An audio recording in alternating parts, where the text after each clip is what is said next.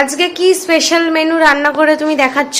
আজকে দেখাবো তোমাদের কাছে খাসির মাংস। আমার শ্বশুরবাড়ির নিয়মে, হ্যাঁ, আমি তো বিয়ের আগে কোনোদিন এত মাংস টাংস করিনি। এখানে এসে যেরকম নিয়মের মাংস টাংস করতো দেখেছি, আজকে তোমাদের করে দেখাবো। আমার তো আজকে মাছটা সব কুনো কোটা হয়ে গেছিল, মাছ রান্না করবো বলে ঠিক করেছিলাম।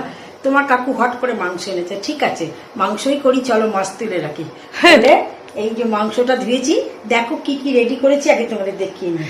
আর এই যে মাংসটা মা করে, এটা ভীষণ ভালো খেতে হয়, সুস্বাদুও হয়, হ্যাঁ, খুব পাতলা করে করি। আর আমরা না একটুখানি ঝাল ঝাল মাংসই ভালোবাসি।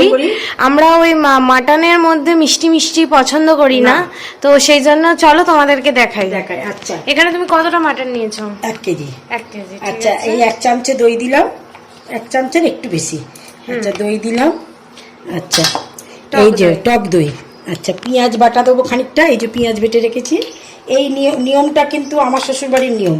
আমরা বাপের বাড়িতে, আমি বিয়ে আগে খুব একটা আমি মাংস কোনোদিন করিও নি। এই আদা বাটা করিও নি, আর মাকেও দেখতাম একবার মশলা মাখিয়ে সিটি মেরে নিত। আদা বাটা, এটা 2 চামচে আদা বাটা। আচ্ছা, এটা হচ্ছে রসুন বাটা। এই যেটুকু করে রেখে দিচ্ছি, এইটা আবার যখন পেঁয়াজ ভাজবো এইগুলো আবার দিয়ে দেবো, বুঝেছো? এটা পেঁয়াজ রসুন বাটা। আচ্ছা, এটা হচ্ছে কাঁচা লঙ্কা বাটা। কাঁচা লঙ্কা বাটাটা তোমরা তোমাদের অনুযায়ী দেবে। আমরা একটু ঝাল খাই বলে একটু বেশি করে দিলাম। আচ্ছা, এটা হচ্ছে গোলমরিচ গুঁড়ো। 1 চামচে গোলমরিচ আছে, আমি 1/2 চামচে দিয়ে দিলাম। 1.5 চামচে আছে, সব 1.5 চামচে করে আছে। এইটা হচ্ছে জিরের গুঁড়ো। এগুলো কিন্তু সবই এখন অল্প অল্প দেওয়া হচ্ছে, আবার পরে কষানোর সময় আবার দেবো। এইটা হচ্ছে ধনের গুঁড়ো। এই হলুদ গুঁড়ো।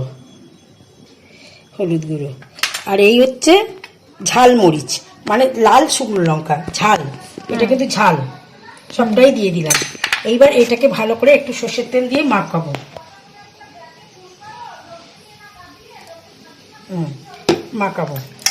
হাত দিয়ে মাখি না,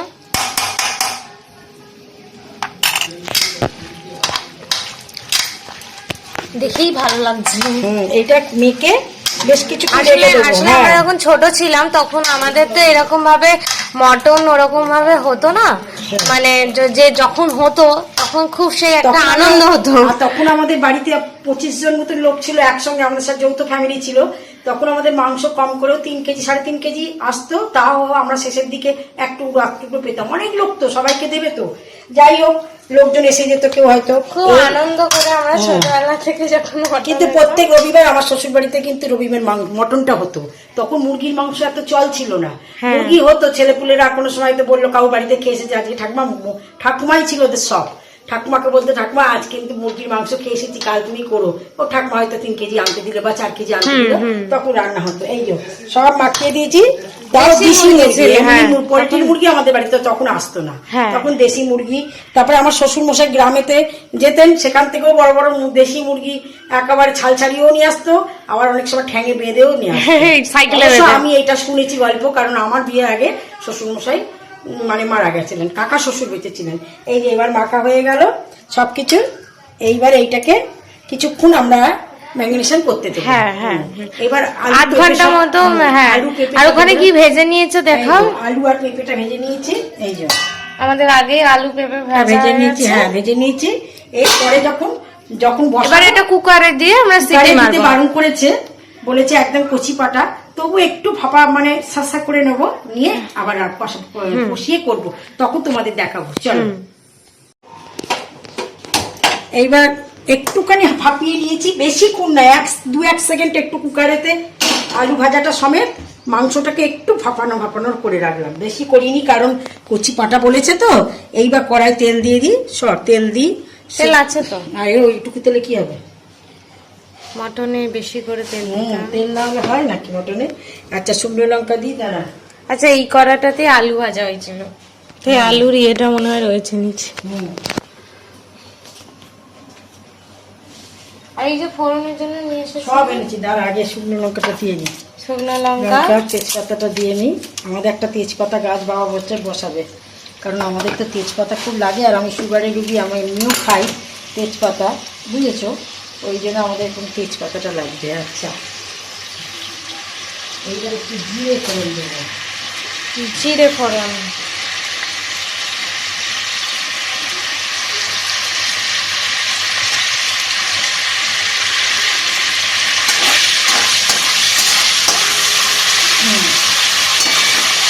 করে দেবো সব।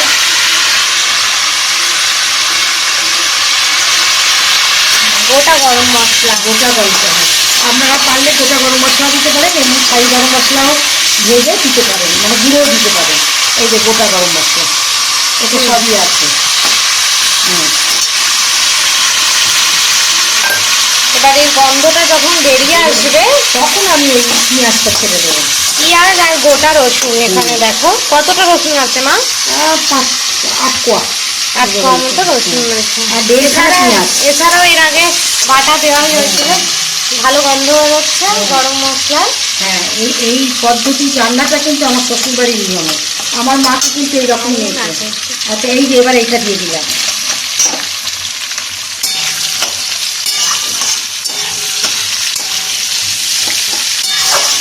এবার পেঁয়াজটা ভাজা ভাজা করে নিতে হবে, কম আছে, মিডিয়াম আছে। এখানে আমরা যে মশলাগুলো ছিল বাকি গুঁড়ো মশলাগুলো, সেগুলো সব দিয়ে দিয়েছি আর ভালো করে এটা কষিয়ে নিচ্ছি। এটা ভালো করে কষে গেলে তারপরে এটাতে আমরা মটনটা অ্যাড করে দেব। দেখো কি ভালো রংটা লাগছে, ছেড়ে গেছে।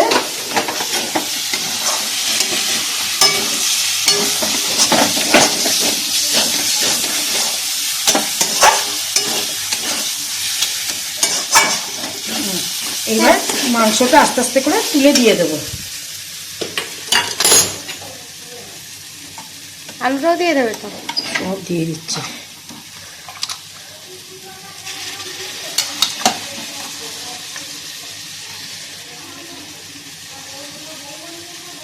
দিয়ে দে না। ঠিক আছে, এটা দিয়ে আমি দিয়ে দিচ্ছি, দিয়ে তারপরে তুমি দেখাও। আমি মাটনটা দিয়ে দিয়েছি আর মাটনের এই যে ব্রথটা, এটাকে আমরা রেখে দিয়েছি, এটা আমরা পরে অল্প অল্প করে দিয়ে দেবো। আগে এটা কষে যাক তারপরে।